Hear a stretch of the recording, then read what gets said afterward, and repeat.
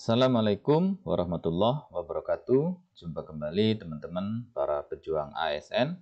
Hari ini kita masih akan melakukan simulasi atau latihan soal ya untuk P3K kompetensi teknis penata layanan operasional bagian ke-15 teman-teman.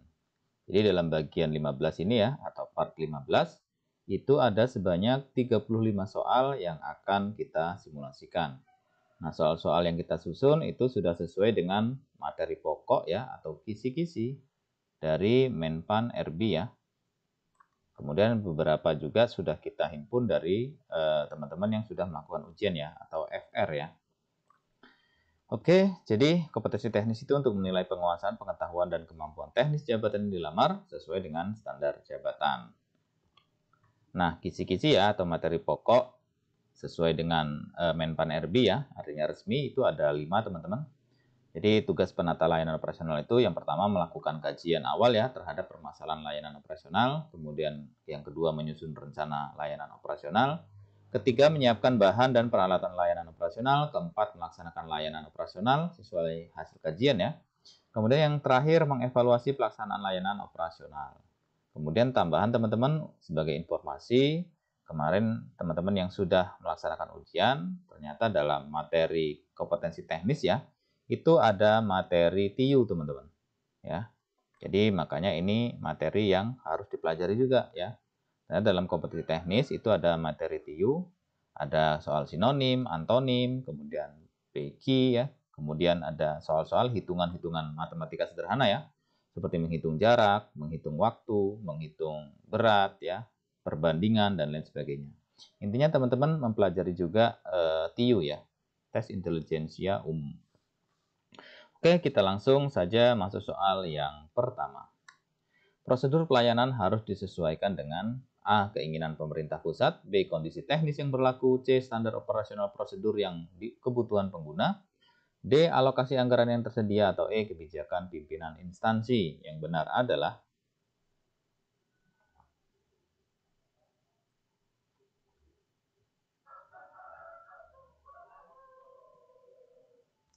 kita lihat jawaban yang benar itu adalah yang C ya. Jadi prosedur pelayanan itu harus sesuai dengan SOP yang telah ditetapkan ya. Jadi pembahasannya prosedur pelayanan harus merujuk pada SOP yang telah ditetapkan sekaligus memenuhi kebutuhan daripada pengguna. Jadi jawabannya yang C ya. Standar operasional prosedur atau SOP, kemudian kebutuhan pengguna. Selanjutnya, apa yang harus dilakukan jika terdapat ketidaksesuaian antara standar pelayanan dan pelaksanaan di lapangan? A. Melakukan penyesuaian standar, B. Memberikan pelatihan ulang kepada petugas, C. Menunda pelayanan hingga ada solusi, D. Membuat laporan untuk pimpinan, atau E. Mengganti petugas yang bertugas. Yang benar adalah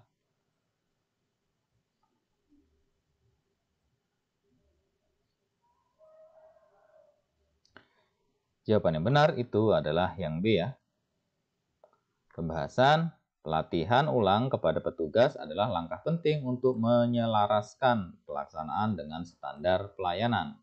Jadi jawabannya adalah yang B ya. Jadi memberikan pelatihan ulang kepada petugas.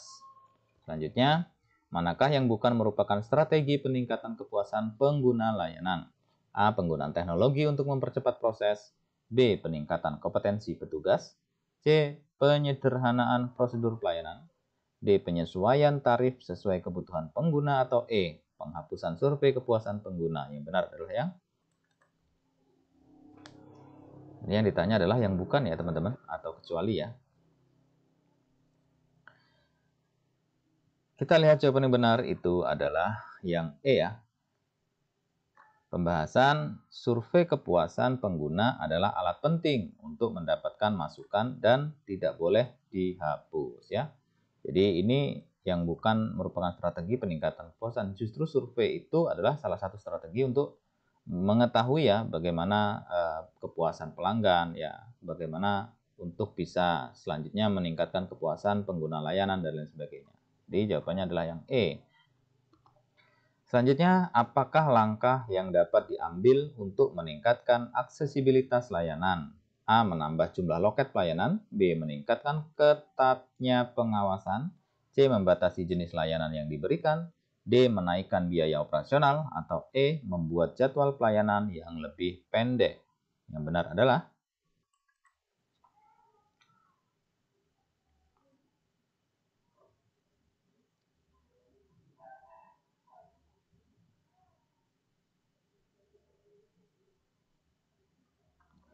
kita lihat jawaban yang benar itu adalah yang A ya teman-teman. Pembahasan menambah jumlah loket pelayanan itu menjadi salah satu ya yang dapat mengurangi waktu tunggu dan meningkatkan aksesibilitas ya.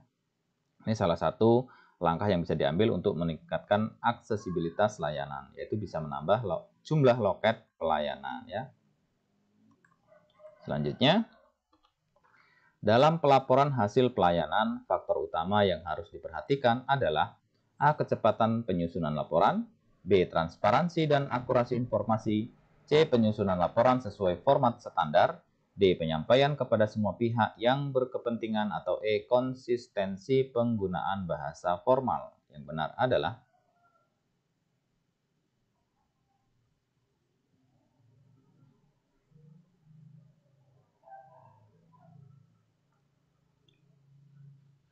kita lihat jawaban yang benar itu adalah yang B ya teman-teman. Pembahasan transparansi dan akurasi dalam pelaporan sangat penting untuk membangun kepercayaan dan evaluasi yang efektif. Jadi yang B ya, transparansi dan akurasi informasi. Selanjutnya, salah satu indikator yang paling signifikan dalam menggambarkan efektivitas layanan adalah persepsi pelanggan terhadap konsistensi dan kecepatan respon dalam setiap interaksi.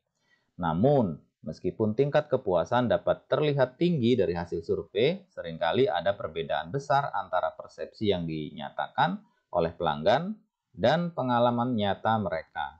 Manakah dari berikut ini yang paling tepat menjelaskan ketidaksesuaian antara persepsi kepuasan pelanggan dan pengalaman mereka secara real time?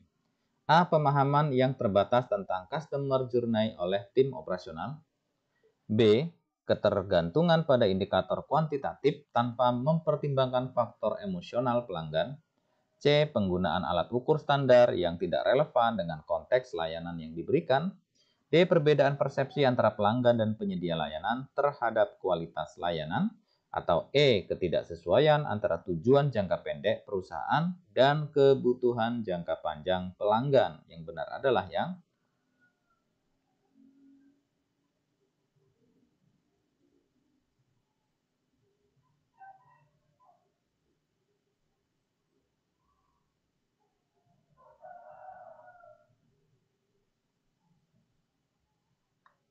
kita lihat jawaban yang benar itu adalah yang D ya.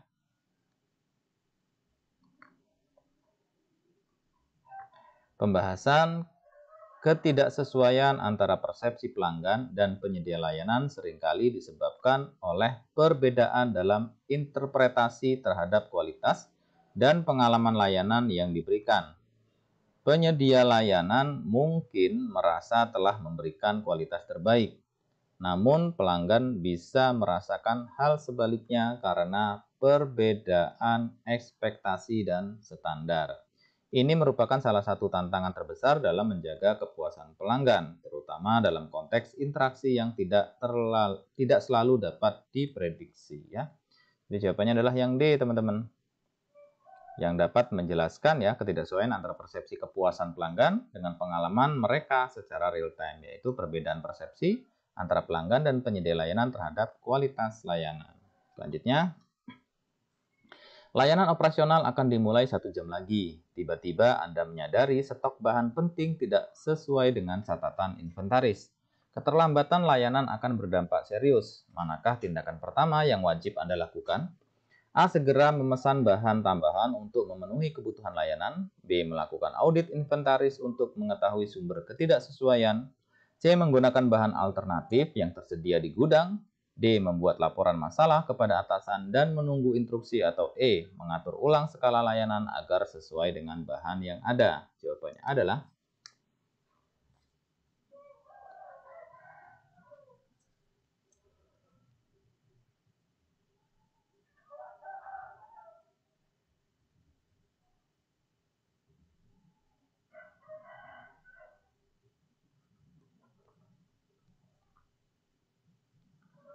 Sudah? Kita lihat jawaban yang benar itu adalah yang B ya. Pembahasannya, karena audit inventaris membantu mengidentifikasi penyebab ketidaksesuaian stok, seperti kesalahan pencatatan atau penggunaan tanpa izin. Langkah ini penting untuk mencegah masalah yang sama di masa depan ya. Jadi jawabannya yaitu melakukan audit inventaris untuk mengetahui sumber ketidaksesuaian. Selanjutnya, salah satu cara yang sering digunakan dalam menilai kinerja operasional adalah dengan menggunakan metrik yang berfokus pada pencapaian hasil yang terukur. Metode manakah yang paling tepat untuk mengukur dan memonitor kemajuan suatu operasional dalam mencapai tujuan spesifik secara kuantitatif? A. Menggunakan analisis regresi untuk memprediksi hasil operasional di masa depan. B. Menggunakan analisis PESTEL untuk menilai dampak faktor eksternal terhadap hasil operasional. C. Menggunakan metode Balance Scorecard untuk menilai kinerja operasional dari berbagai perspektif. D. Menyusun laporan kinerja berdasarkan analisis biaya dan output yang dihasilkan. Atau E. Menerapkan metode SMART untuk mengukur tujuan yang spesifik, terukur, dapat dicapai, relevan, dan terikat waktu. Yang benar adalah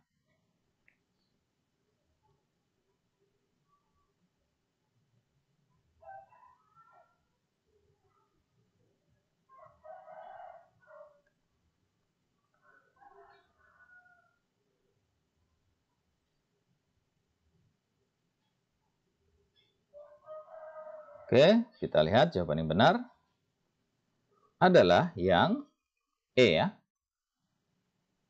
Pembahasannya, metode SMART ya sangat efektif dalam mengukur tujuan operasional karena memberikan kriteria yang jelas dan terukur untuk setiap sasaran yang ingin dicapai. Dengan cara ini, keberhasilan dapat dinilai secara objektif berdasarkan pencapaian terhadap kriteria spesifik yang telah ditetapkan ya. Jadi jawaban yang E, menerapkan metode SMART untuk mengukur tujuan yang spesifik, terukur, dapat dicapai, relevan, dan terikat waktu. Selanjutnya, salah satu cara untuk memastikan efektivitas pengelolaan arsip adalah dengan menentukan kriteria pengkodean yang relevan. Dalam hal ini, pengkodean yang paling tepat untuk memastikan kesesuaian dengan sistem klasifikasi dan mudah pengambilan arsip adalah A. Pengkodean berdasarkan tanggal penerimaan surat. B. Pengkodean berdasarkan jenis dokumen atau kategori tertentu. C. Pengkodean berdasarkan nomor surat yang diterima secara berurutan. D. Pengkodean berdasarkan tingkat urgensi atau prioritas dokumen. Atau E. Pengkodean berdasarkan departemen yang mengeluarkan dokumen. Yang benar adalah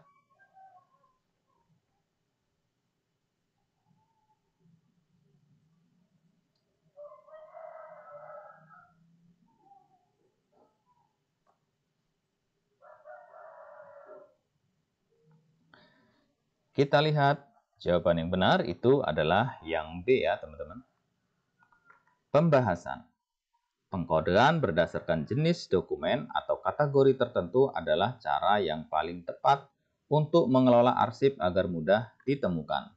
Dengan sistem pengkodean ini, dokumen yang memiliki topik atau kategori yang serupa dapat dikelompokkan bersama, mempermudah pengambilan arsip ketika dibutuhkan ya. Jadi jawabannya yang B. Jadi pengkodean berdasarkan jenis dokumen atau kategori tertentu. Selanjutnya, bagaimana langkah terbaik untuk memastikan bahwa setiap individu yang terlibat dalam proses pengelolaan pelayanan publik dapat mematuhi standar pelayanan yang berlaku tanpa mengorbankan efisiensi operasional? A. Memastikan adanya evaluasi berkala terhadap kinerja individu dalam setiap tahapan pelayanan. B. Menerapkan standar waktu yang kaku untuk setiap jenis layanan tanpa mengutamakan fleksibilitas. C. Menyusun prosedur operasional yang terlalu rinci untuk menghindari kesalahan manusia. D. Membagi tugas berdasarkan level kompleksitas yang ada tanpa mempertimbangkan kapasitas individu. Atau E. Menyusun sistem yang memungkinkan pemantauan real-time terhadap seluruh proses tanpa pengecualian. Jawabannya adalah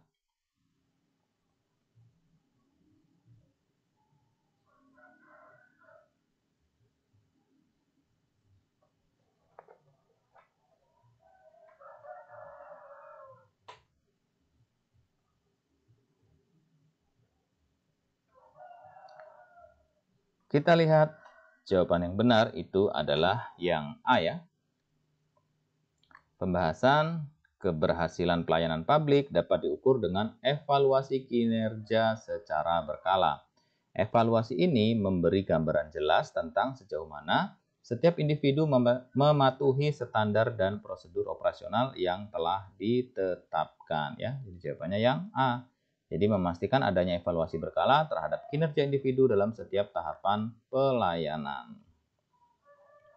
Selanjutnya, prinsip transparansi dalam evaluasi kinerja melibatkan A. Menyimpan hasil evaluasi sebagai dokumen internal, B. Membuka hasil evaluasi kepada masyarakat umum, C. Mengutamakan efisiensi di atas efektivitas, D. Melibatkan hanya staf internal dalam proses evaluasi, atau E. Menghindari publikasi hasil yang kontroversial. Yang benar adalah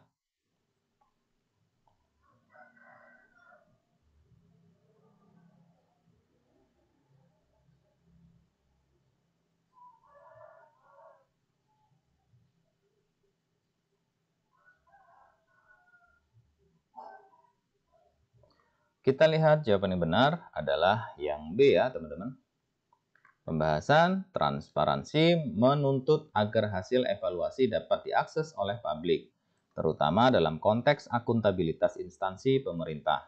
Hal ini memperkuat kepercayaan masyarakat ya. Jadi jawabannya adalah membuka hasil evaluasi kepada masyarakat umum ya. Oke, selanjutnya analisis SWOT sering digunakan untuk evaluasi strategis.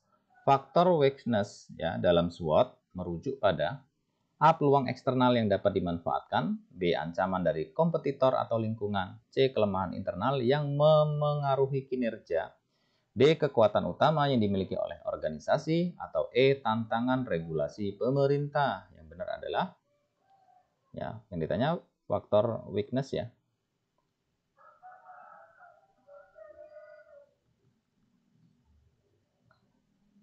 Kita lihat jawaban yang benar adalah yang C tentunya ya. Nah, pembahasannya, weakness dalam SWOT adalah kelemahan internal organisasi yang harus diperbaiki agar tidak menghambat pencapaian tujuan ya. Jadi kalau weakness itu merupakan kelemahan ya. Jadi jawabannya yang C, kelemahan internal yang mempengaruhi kinerja. Diingat-ingat weakness adalah kelemahan. Selanjutnya, efisiensi operasional dalam evaluasi kinerja dapat diukur dengan A. Peningkatan jumlah output dibandingkan dengan input, B. Jumlah pemangku kepentingan yang puas, C. Kecepatan penyelesaian proses administrasi, D. Kepatuhan terhadap standar pelayanan minimum, E. Rasio penerimaan anggaran terhadap belanja modal. Yang benar adalah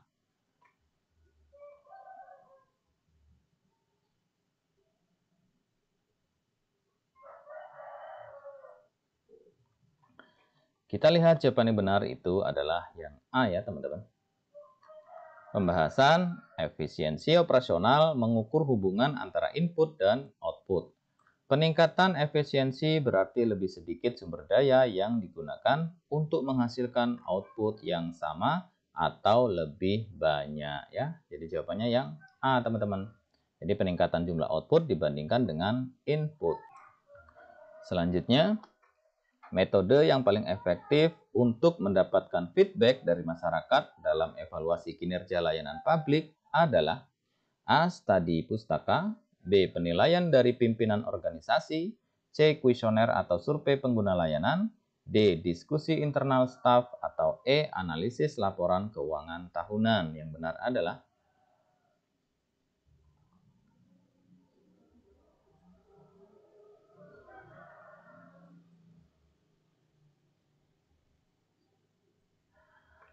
kita lihat jawaban yang benar itu adalah yang C ya.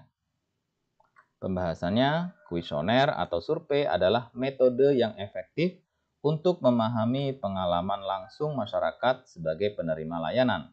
Pendekatan ini menyediakan data kuantitatif dan kualitatif. Jadi jawabannya yang C, kuesioner atau survei pengguna layanan. Selanjutnya, evaluasi kinerja instansi pemerintah seringkali menjadi bagian dari agenda reformasi birokrasi.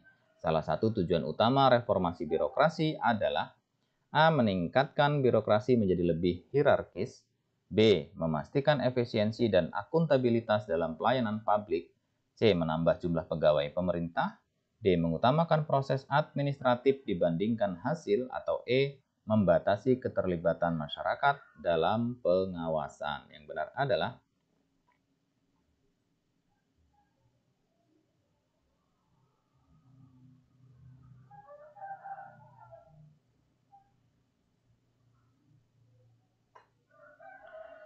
kita lihat jawaban yang benar itu adalah yang B ya teman-teman. Pembahasan reformasi birokrasi bertujuan untuk menciptakan birokrasi yang efisien, kemudian transparan, akuntabel, dan berorientasi pada pelayanan publik yang berkualitas. Ya, jawabannya yang B. Jadi memastikan efisiensi dan akuntabilitas dalam pelayanan publik. Selanjutnya, metode manakah yang paling efektif untuk merumuskan strategi operasional yang dapat beradaptasi dengan perubahan yang cepat dan tak terduga? A. Menggunakan analisis simulasi Monte Carlo untuk memprediksi berbagai kemungkinan hasil. B. Menggunakan analisis Porter's Five Forces untuk menilai tingkat persaingan kekuatan pasar. C. Menyusun strategi berbasis analisis Pestel untuk mengevaluasi faktor eksternal yang relevan. D. Menerapkan analisis sensitivitas untuk mengukur pengaruh variabel utama terhadap hasil operasional. Atau E. Menggunakan metode skenario planning untuk merancang berbagai kemungkinan skenario dan mempersiapkan respon. Yang benar adalah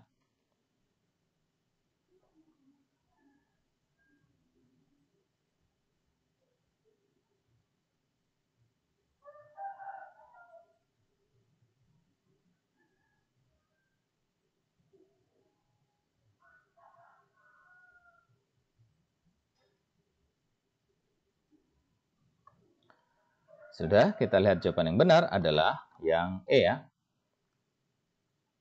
Pembahasannya, skenario planning sangat efektif dalam menyusun strategi yang dapat beradaptasi dengan perubahan yang cepat dan tak terduga. Dengan merancang berbagai skenario, organisasi dapat mempersiapkan diri untuk menghadapi ketidakpastian dan mengambil langkah-langkah yang tepat sesuai dengan situasi yang muncul ya. Jadi jawabannya adalah yang E ya. Jadi menggunakan metode skenario planning untuk merancang berbagai kemungkinan skenario dan mempersiapkan respon. Selanjutnya, tahapan pertama yang harus dilakukan oleh penata layanan operasional dalam pengawasan kinerja operasional adalah A. Memberikan sanksi kepada unit yang tidak mencapai target. B. Menyusun laporan hasil pengawasan secara rinci.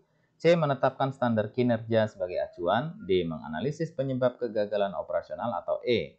Membandingkan hasil kinerja aktual dengan target. Yang benar adalah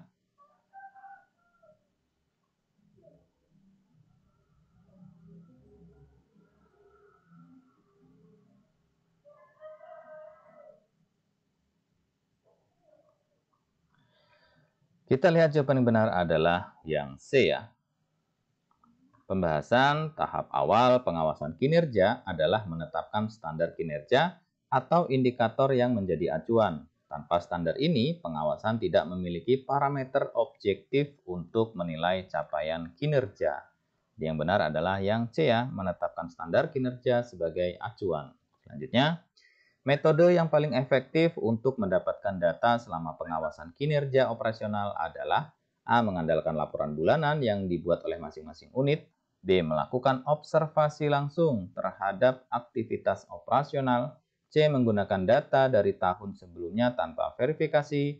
D. Mengadopsi hasil evaluasi pihak eksternal tanpa modifikasi. Atau E. Fokus pada masukan informal dari rekan kerja. Yang benar adalah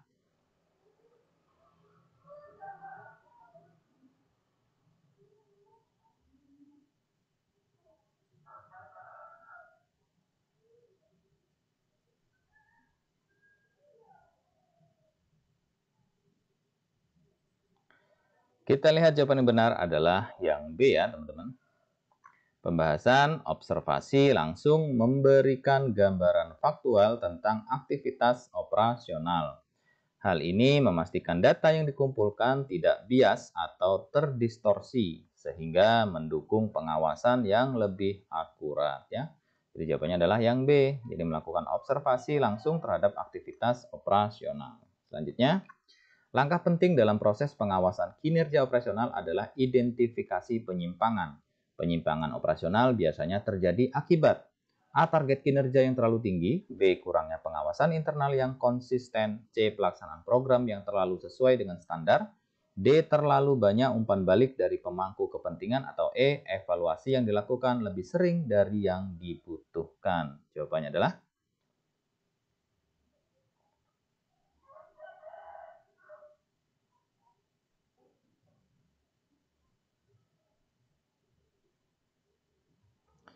kita lihat jawaban yang benar itu adalah yang B ya. Pembahasan penyimpangan seringkali terjadi karena pengawasan internal yang tidak memadai atau kurangnya pemantauan berkala, sehingga unit kerja dapat kehilangan arah terhadap standar kinerja. Ya. Jadi jawabannya yang B ya. Itu akibat kurangnya pengawasan internal yang konsisten. Selanjutnya, ketika ditemukan penyimpangan kinerja dalam pengawasan operasional, langkah selanjutnya yang paling tepat adalah A. Memberikan peringatan keras tanpa analisis lebih lanjut. B. Menghapus penyimpangan dari laporan untuk menjaga reputasi instansi. C. Meningkatkan target kinerja untuk mengimbangi kerugian. D. Mengganti seluruh personel yang terlibat dalam penyimpangan. Atau E. Menyusun rencana tindakan korektif berdasarkan penyebab penyimpangan. Yang benar adalah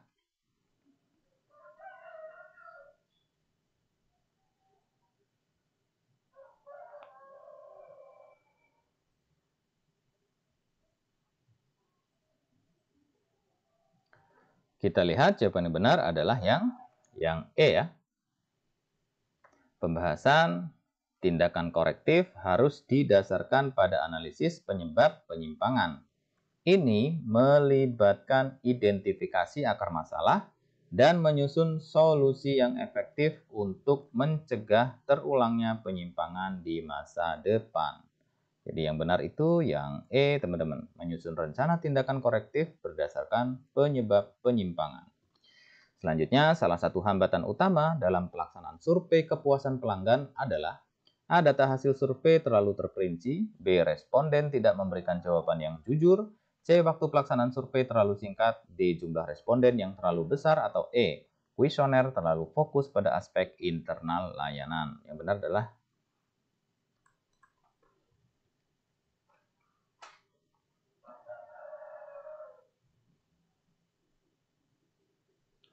kita lihat jawaban yang benar itu adalah yang B ya.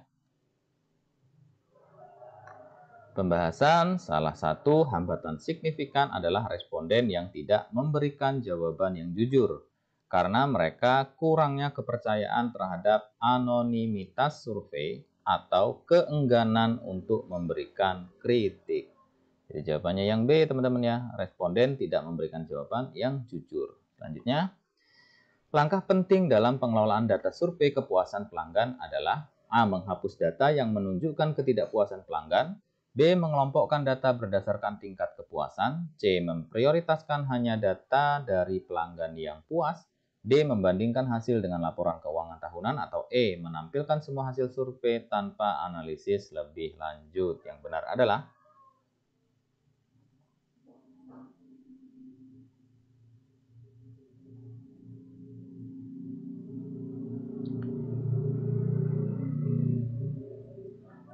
kita lihat jawaban yang benar itu adalah yang B ya teman-teman.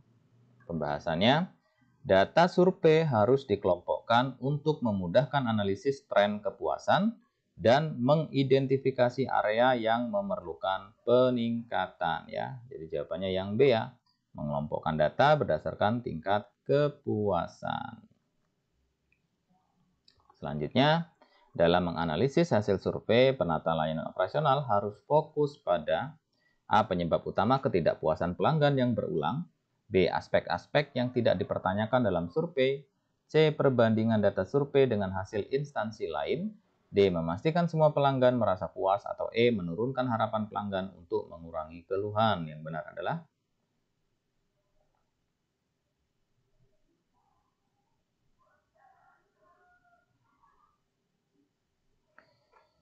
kita lihat jawaban yang benar adalah yang A ya.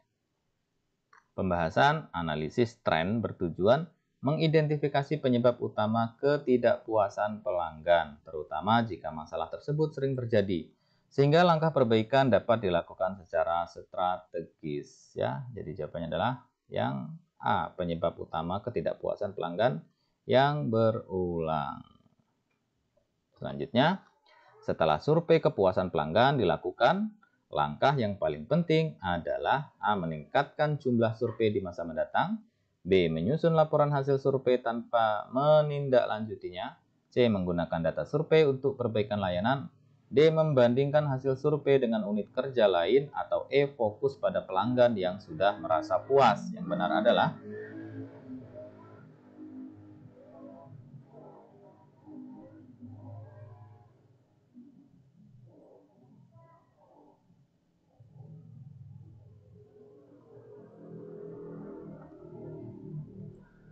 kita lihat jawaban yang benar itu adalah yang C ya teman-teman ya.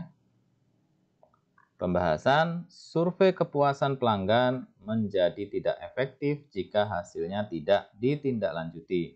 Langkah perbaikan berdasarkan data survei adalah inti dari proses peningkatan layanan ya.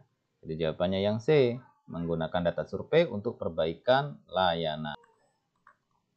Selanjutnya, dalam menyajikan hasil survei kepuasan pelanggan, penata layanan operasional harus A. Mengutamakan data positif untuk meningkatkan citra instansi, B. Menghapus data yang menunjukkan ketidakpuasan ekstrim, C. Menyajikan hasil secara transparan dengan rekomendasi perbaikan, D. Mengurangi paparan data yang kompleks kepada pimpinan, atau E. Hanya menyampaikan hasil kepada unit internal terkait. Yang benar adalah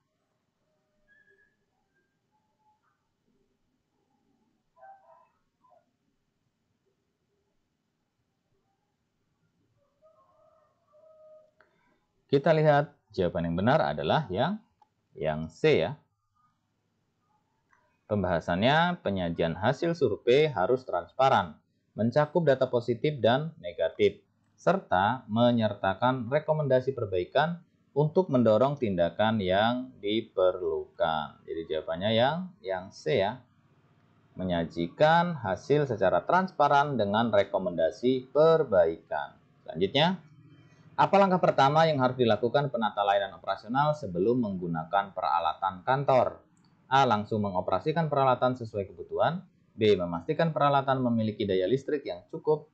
C. Membaca manual atau petunjuk penggunaan peralatan. D. Memastikan semua pengguna memahami cara penggunaan. Atau E. Memeriksa inventaris peralatan kantor. Yang benar adalah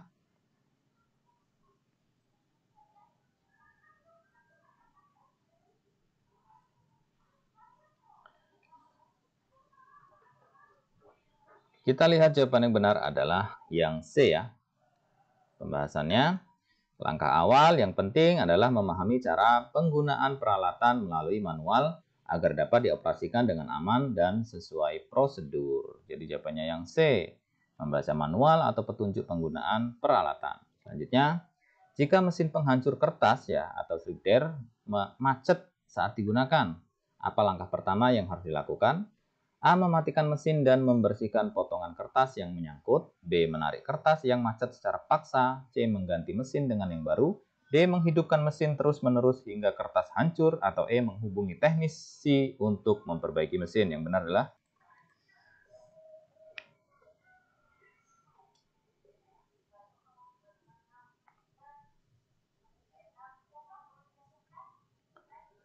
kita lihat jawaban yang benar itu adalah yang A ya. Jadi langkah pertama ya, pembahasannya ini ya. Langkah pertama kita mematikan mesin dulu untuk menghindari kerusakan lebih lanjut atau resiko cedera. Kemudian membersihkan potongan kertas secara hati-hati. Nah setelah itu kalau misalnya ada kerusakan lebih lanjut, baru kita bisa menghubungi teknisi untuk memperbaiki mesin tersebut. Selanjutnya, Apa yang harus diperhatikan saat menggunakan mesin fotokopi untuk mencetak dokumen dalam jumlah yang banyak? A. Jumlah toner yang tersedia di mesin. B. Suhu ruangan tempat mesin berada. C. Jenis dokumen yang akan dicetak. D. Ukuran layanan monitor pada mesin fotokopi. Atau E. Posisi kabel listrik mesin fotokopi. Yang benar adalah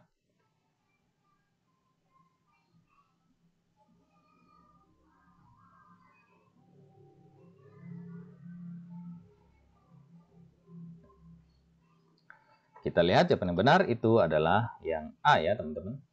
Pembahasan jumlah toner sangat penting untuk memastikan bahwa proses pencetakan tidak terhenti di tengah jalan dan hasil cetak tetap berkualitas ya. Jadi yang perlu dicek adalah jumlah toner yang tersedia di mesin. Selanjutnya, ketika menggunakan komputer kantor, apa yang harus dilakukan jika komputer terasa lambat dalam merespon? A. Langsung mematikan komputer tanpa menutup aplikasi. B. Menjalankan ulang atau restart komputer. C. Membuka lebih banyak aplikasi untuk menguji performa. D. Mematikan antivirus untuk mempercepat komputer. Atau E. Mengganti komputer dengan unit lain. Yang benar adalah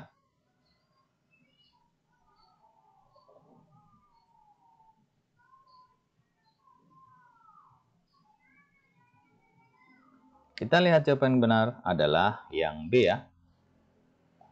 Nah, jadi langkah pertama dulu pembahasannya, kita restart dulu komputer yang seringkali memperbaiki masalah performa dengan menghapus sementara file sementara dan memperbarui sistem ya. Jadi proses restart komputer itu seringkali dia memperbaiki masalah performa dengan menghapus sementara file sementara dan memperbarui sistem ya. Jadi langkah pertama itu kita restart dulu komputer ya, menjalankan ulang atau restart.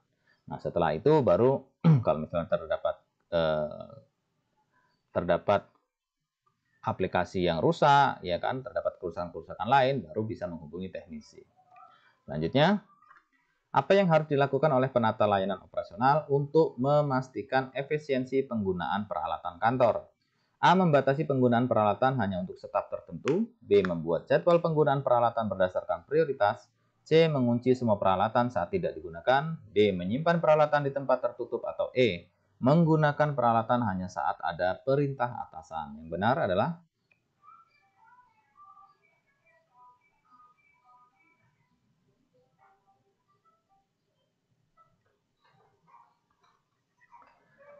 kita lihat jawaban yang benar adalah yang B ya.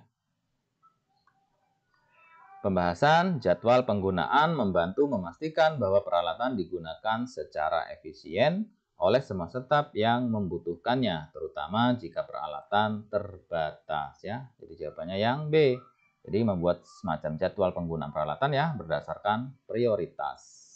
Selanjutnya, salah satu tantangan dalam menyusun rencana layanan adalah memastikan bahwa semua elemen yang terkait dengan pelayanan dapat bekerja sama secara sinergis. Oleh karena itu, penting untuk mengintegrasikan berbagai fungsi dalam satu rencana yang koheren. Metode manakah yang paling tepat untuk mengintegrasikan berbagai elemen secara efektif? A. Menggunakan diagram alir untuk menggambarkan proses operasional secara terstruktur. B. Menggunakan teknik mind mapping untuk mengidentifikasi berbagai komponen layanan. C. Menerapkan analisis sistem untuk melihat hubungan antar bagian dalam operasional. D. Menggunakan analisis pastel untuk menilai faktor eksternal yang mempengaruhi operasional. Atau E. Menyusun rencana berdasarkan analisis SWOT untuk mengidentifikasi kekuatan dan kelemahan. Yang benar adalah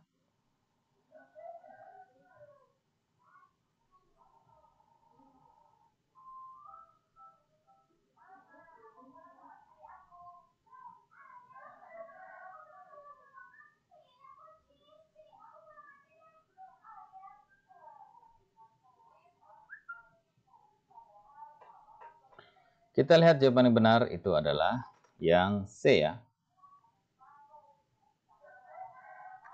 Pembahasan pendekatan analisis sistem sangat berguna dalam menyusun rencana operasional karena memungkinkan untuk melihat bagaimana berbagai elemen operasional saling berhubungan dan bekerja bersama-sama. Dengan memahami interaksi antar bagian, rencana yang disusun menjadi lebih holistik dan efektif ya. Jadi metode yang paling tepat ya untuk mengintegrasikan berbagai elemen secara efektif itu adalah yang C ya. Jadi kita menerapkan analisis sistem untuk melihat hubungan antar bagian dalam operasional tersebut. Selanjutnya, salah satu pendekatan yang paling efektif dalam mengelola ekspektasi pelanggan adalah dengan cara yang dapat menjaga transparansi dan memastikan bahwa setiap keputusan yang diambil selalu berfokus pada kepuasan pelanggan. Pendekatan mana yang paling tepat dalam hal ini? A. Memberikan solusi sesuai dengan kebijakan standar tanpa mempertimbangkan keadaan fisik. B. Menjaga komunikasi terbuka dan memberitahukan perubahan atau keterlambatan dengan jelas kepada pelanggan. C. Menyelesaikan masalah pelanggan dengan cepat meskipun terkadang tidak sesuai dengan prosedur yang standar. D. Meningkatkan frekuensi interaksi untuk menjaga pelanggan tetap terlibat dalam setiap keputusan operasional. Atau E. Memprioritaskan penyelesaian masalah besar dengan mengabaikan masalah kecil yang belum terpecahkan. Yang benar adalah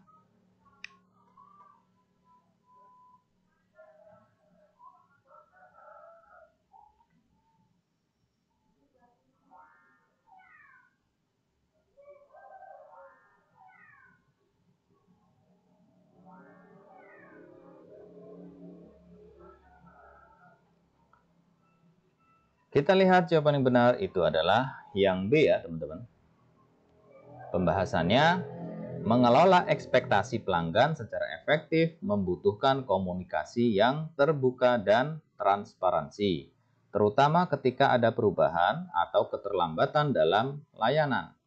Menjaga pelanggan tetap terinformasi dengan jelas dapat mengurangi ketidakpuasan dan memperkuat hubungan kepercayaan ya. Yang benar yang B. Jadi menjaga komunikasi terbuka dan memberitahukan perubahan atau keterlambatan dengan jelas kepada pelanggan.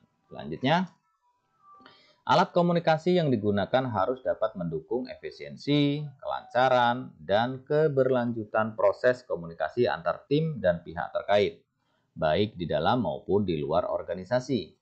Untuk menjamin keandalan komunikasi ini, faktor utama yang harus diperhatikan dalam memilih alat komunikasi daring adalah A. Ketersediaan fitur yang dapat mengintegrasikan berbagai aplikasi komunikasi. B. Kecepatan akses dan kestabilan koneksi internet yang dibutuhkan alat tersebut. C. Kemudahan penggunaan antarmuka untuk berbagai kalangan pengguna. D. Kemampuan alat untuk menyediakan ruang penyimpanan yang besar untuk data komunikasi. Atau E. Dukungan terhadap berbagai jenis perangkat keras dan sistem operasi yang berbeda. Yang benar adalah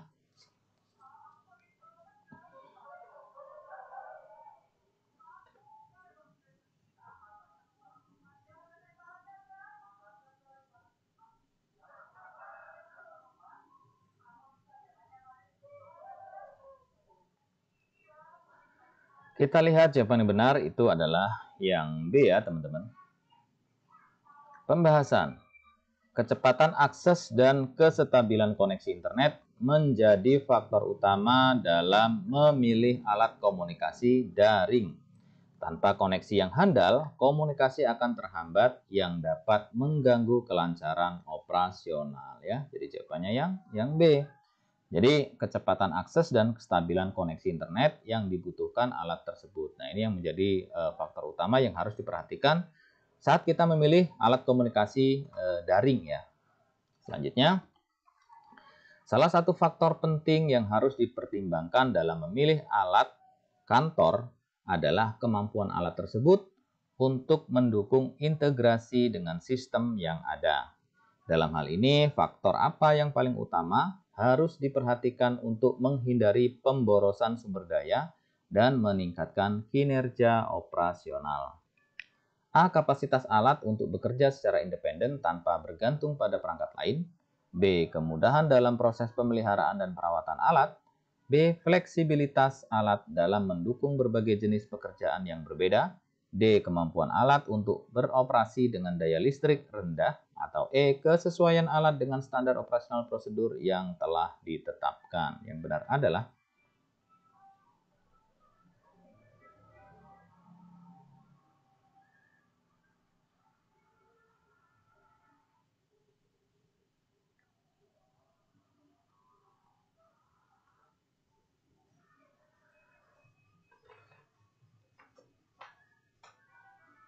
Kita lihat jawaban yang benar adalah yang E ya teman-teman. Pembahasan. Pemilihan alat kantor yang sesuai dengan standar operasional prosedur yang sudah ditetapkan sangat penting untuk menjamin bahwa alat tersebut benar-benar dapat mendukung operasional yang efektif. Ketidakcocokan antara alat dan prosedur operasional dapat menyebabkan gangguan dalam proses kerja ya. Jadi jawabannya yang E. Jadi alat itu harus diperhatikan ya kesesuaian dengan standar SOP atau operasional prosedur yang telah ditetapkan.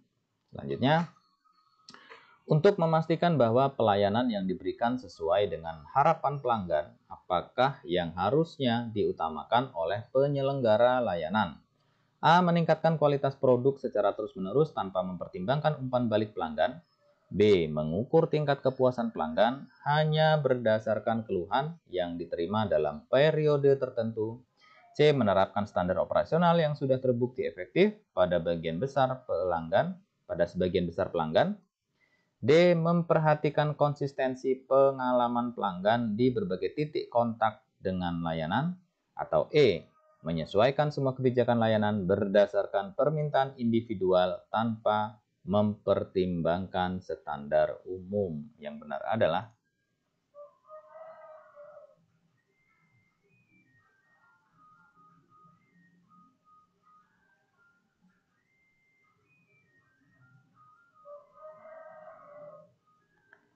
kita lihat ya, jawaban yang benar itu adalah yang D ya.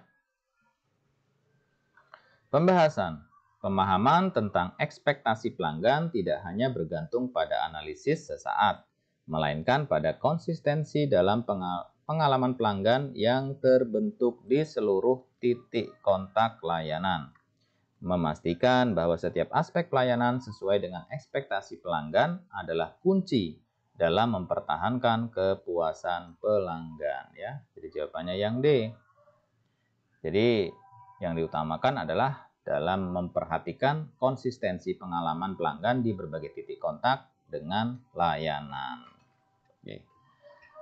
Nah, demikian teman-teman contoh soal ya, sebanyak 35 untuk kompetensi teknis penata layanan operasional, dan beberapa soal itu merupakan hasil dari konfirmasi yang sudah ujian, artinya beberapa soal itu merupakan FR. Dan soal-soal yang disusun sudah sesuai dengan materi pokok atau kisi-kisi dari Menpan RB. Dan pada akhirnya teman-teman mudah-mudahan semua soal-soal yang sudah kita pelajari itu menambah wawasan dan memudahkan kita saat ujian nanti. Dan akhirnya hasil yang baik itu dikarenakan usaha yang baik. Terima kasih, semoga sukses. Sampai jumpa di pembahasan soal selanjutnya. Assalamualaikum warahmatullahi wabarakatuh. Salam.